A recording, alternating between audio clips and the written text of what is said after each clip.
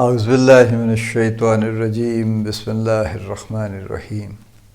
Life views اسرار قریشی کی ایک اور نشست کے ساتھ میں حاضر ہوں۔ اللہ پاک مجھے اچھی بات عطا فرمائے اور اس اچھی بات کو آپ تک اچھے طریقے سے پہنچانے کی توفیق عطا فرمائے، آمین۔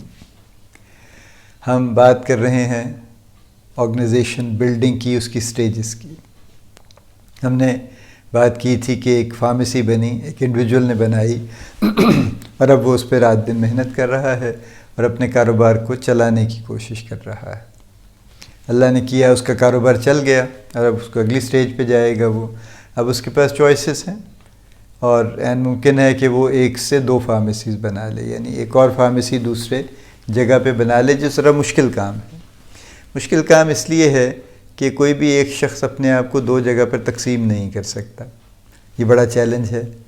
تو جو انٹرپرینور ہے، جو سارے کا سارا بزنس خود رن کر رہا ہے، یعنی وہ اکاؤنٹنگ، پرچیزنگ، ایڈمنسٹریشن کر رہا ہے اور سارا دن بیٹھا رہتا ہے تاکہ کوئی جو اس کے سٹور پہ جو کچھ دوائیاں بکتی ہیں، جو چیزیں بکتی ہیں، ان کے پیسے ادھر ادھر نہ ہو جائیں، کوئی سٹاک میں یا چیزوں میں کوئی خرد برد نہ کر لے، تو اس کے لیے یہ بڑا مشکل ہے کہ وہ دکان پہ جس پہ وہ 15 گھنٹے بیٹھتا ہے اسے چھوڑ کے تو وہ کیسے چلا جائے کسی اور جگہ پہ۔ یہ ایک بڑا چیلنج ہے اور یہ آرگنائزیشنل چیلنج اب یہاں سے شروع ہوتا ہے اگر وہ دوسری ایک صرف برانچ بنانے کی کوشش کرے۔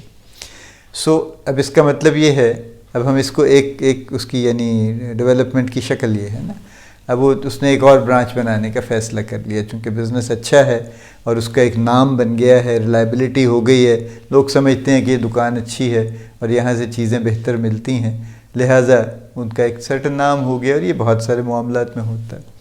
اب انہوں نے سوچا کہ ایک کچھ اور لوکیلٹی پہ چلیں، بہت دور نہیں، کسی قریب ایک اور لوکیلٹی پہ ایک اور آؤٹ لیٹ بنا لی جائے، ایک اور فارمیسی بنا لی جائے۔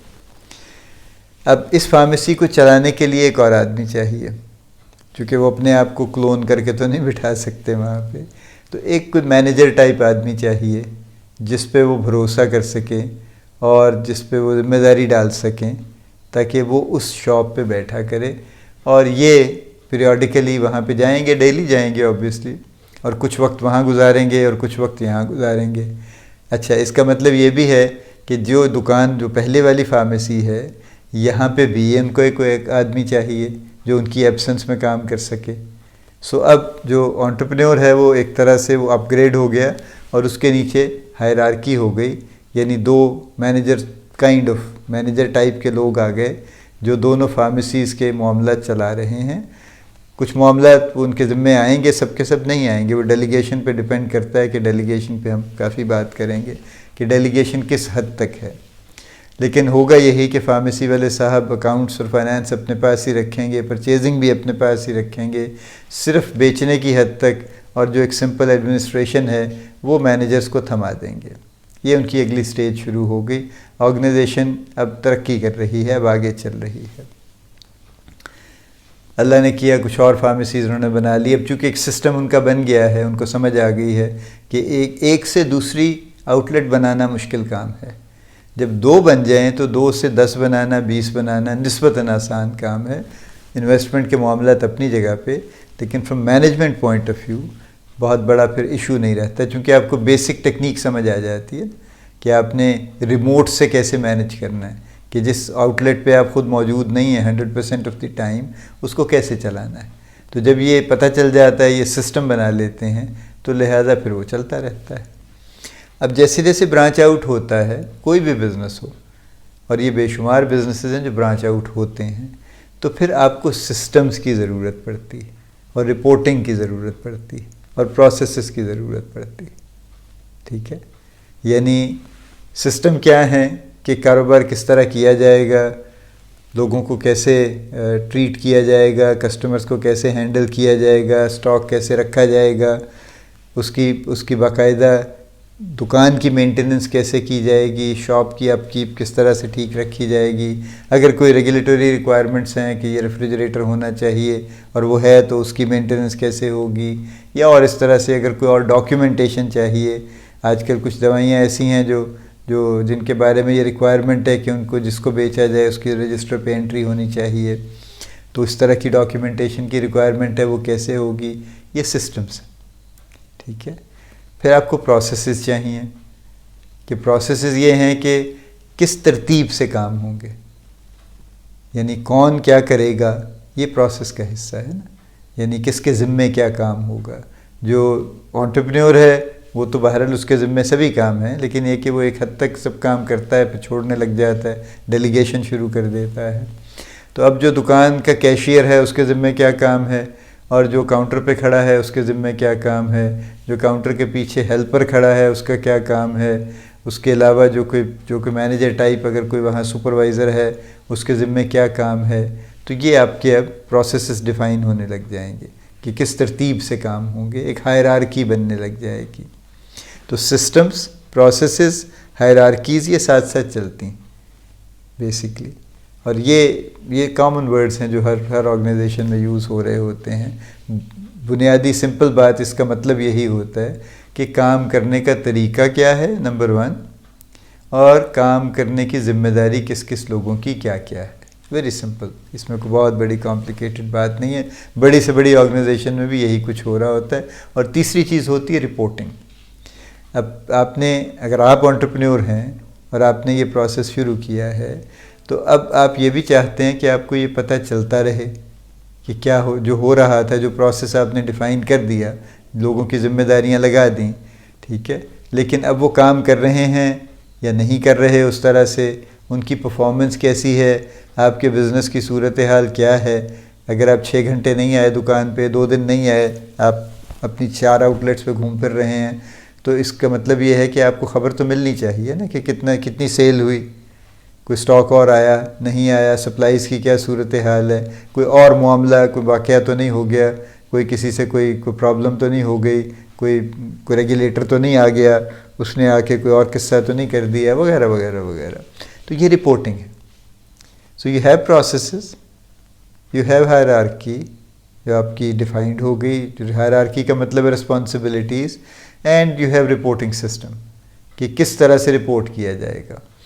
وہ کچھ بھی ہو سکتا ہے، وہ فون کر کے بھی کر سکتے ہیں. آج کل تو خیر واٹس ایپ اور میسیجز بڑے پاپولر ہیں، میسیجز پہ کر سکتے ہیں.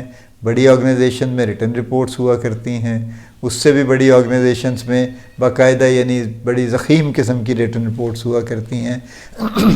اور پیریوڈیکلی وہ یعنی ان کے پیریڈز، ان کے ٹائمنگ فکسڈ ہیں کہ وہ ہر مہینے ہوں گی، ہر ہفتے ہوں گی، ہر 3 مہینے بعد ہوں گی، what ever depending upon the nature. Multiple reports ہوتی ہیں، کوئی ایک تو نہیں ہوتی وہاں پہ. پھر جیسے جیسے آرگنائزیشن بڑھتی ہے ویسے ویسے ملٹیپل رپورٹس ہوتی ہیں پھر. تو یہ پروسیس پھر شروع ہو جائے گا. یہ آرگنائزیشن کی اب اگلی سٹیج آ گئی جس میں آرگنائزیشن کی شکل صورت بننے لگ گئی. یعنی ایک انڈیویجول بزنس ایک آرگنائزیشن کی شکل میں آنے لگ گیا.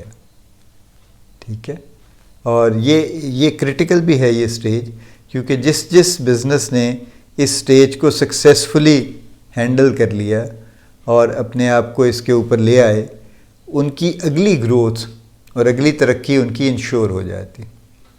اور جو نہیں لا سکے وہ وہیں کہیں اپنے اسمالر سائز میں بیچارے پھر گم ہو جاتے ہیں، سٹک ہو جاتے ہیں، پھنس جاتے ہیں وہاں پہ، وہ اس سے آگے نہیں جا سکتے. آپ کے ہمارے دیکھتے دیکھتے بہت سے بزنسز ایسے ہیں جو جہاں سے شروع ہوئے تھے آج بھی وہیں کھڑے ہیں، بلکہ شاید اوور ٹائم کچھ ان میں کوئی زوال آ گیا ہے، کچھ بیچارے بند ہی کر گئے ہیں، کچھ نے کاروبار بدل ہی لیا ہے، وہ ایک چیز بیچنا چھوڑ کے دوسری انہوں نے بیچنا شروع کر دی ہے. اس کی وجہ بنیادی طور پہ یہ ہے کہ وہ وقت پہ انہوں نے یہ فیصلے نہیں کیے کہ اپنے بزنس کا سائز بڑھانے کے لیے جو کرنا چاہیے وہ انہوں نے نہیں کیا. یعنی انہوں نے کوئی اپنے اوپر ہی ساری ذمہ داری رکھی اور سارا بوجھ ڈالے رکھا اور کوشش کی کہ وہی کریں گے جو کریں گے. انہوں نے یہ کوشش نہیں کی کہ وہ کچھ ڈیلیگیشن کریں، کچھ پروسیس بنائیں، کوئی چھوٹی موٹی ہائرارکی بنا لیں چلیے، اور پھر اپنے بزنس کو بڑھانے کی کوشش کریں. دیکھیے ایک کی بات جو میں یہاں کرنا چاہتا ہوں، بہت سارے میرے کولیگز بھی ہیں، مینیجرز ہیں جو بڑا شوق رکھتے ہیں کہ انٹرپرینیور بن جائیں. بہت سے لوگوں کو یہ خیال ہوتا ہے کہ انٹرپرینیورشپ بڑی جناب زبردست چیز ہے، بڑے پیسے آپ کما سکتے ہیں. وہ صرف وہ پیسوں کا معاملہ شاید دیکھ رہے ہوتے ہیں. انٹرپرینیورشپ دنیا کی مشکل ترین چیزوں میں سے ایک چیز ہے، کیونکہ جیسے میں نے پہلے کہا تھا کہ یہ فل ٹائم کمٹمنٹ مانگتی. آندھی بارش طوفان زندگی موت انٹرپرینورشپ چلتی رہے گی، یہ رکے گی نہیں. تو یہ بہت بڑی کمٹمنٹ ہے. دوسری بات یہ ہے کہ انٹرپرینورشپ اصل میں یہ ہے کہ ایک انٹرپرینور کی یہ خوبی ہے کہ وہ ایسی جگہ پہ بزنس کرنے کی سوچ سکتا ہے، یا اس کا خیال ہے کہ یہاں سے پیسے جنریٹ کیے جا سکتے ہیں جو ایک عام آدمی کو نظر نہیں آتے. مجھے آپ کو نظر نہیں آتے، یوں کہہ لیجیے. آپ شاید مجھ سے اس معاملے میں آپ بہت بہتر ہوں، لیکن میں تو انٹرپرینور نہیں ہوں. مجھے پتہ ہے کہ میں انٹرپرینور نہیں ہوں، میں بننے کی کوشش بھی نہیں کرتا، اس لیے کہ مجھ میں وہ انٹرپرینورشپ کا سکل نہیں ہے. اور مجھے چونکہ اس بات کا علم ہے، لہٰذا میں اس میں جانے کی کوشش بھی نہیں کرتا، آئندہ بھی نہیں کروں گا. سو یہ سٹیج ہے، سٹیج 2 جس کو ہم کہہ سکتے ہیں. سٹیج 1 بگننگ ہے، سٹیج 2 جو ہے یہ اب گروتھ ہے. اور یہ سب سے مشکل سٹیج ہے بزنسز کے لیے، کیونکہ یہاں پہ آ کے بہت سے بزنسز جیسے میں نے کہا وہ سٹک ہو جاتے ہیں. وہ نہ پروسیس ڈیفائن کر پاتے ہیں، نہ ہیرارکی بنا پاتے ہیں، اور وہ ساری چیزیں اپنے ہاتھ میں رکھے بیٹھے رہتے ہیں ٹل دی ٹائم کہ بزنسز اور پھیل جاتے ہیں. اب میں پھر گورمے کی اگزامپل دوں گا، جو لوگ لاہور اور آس پاس جانتے ہیں جو گورمے کے فنومینا کو. کیا تھا اس سے پہلے؟ انڈیویجول اسٹینڈ الون بیکریز تھیں. ایک شیزان بیکری تھی جس کی گنتی کی کوئی 4-5 برانچز تھیں، اور اچھی رسپیکٹیبل ان کا نام چل رہا تھا. اس سے زیادہ کہ ان کو بھی توفیق نہیں ہوئی کبھی کہ وہ اس سے زیادہ برانچ آؤٹ کر لیں.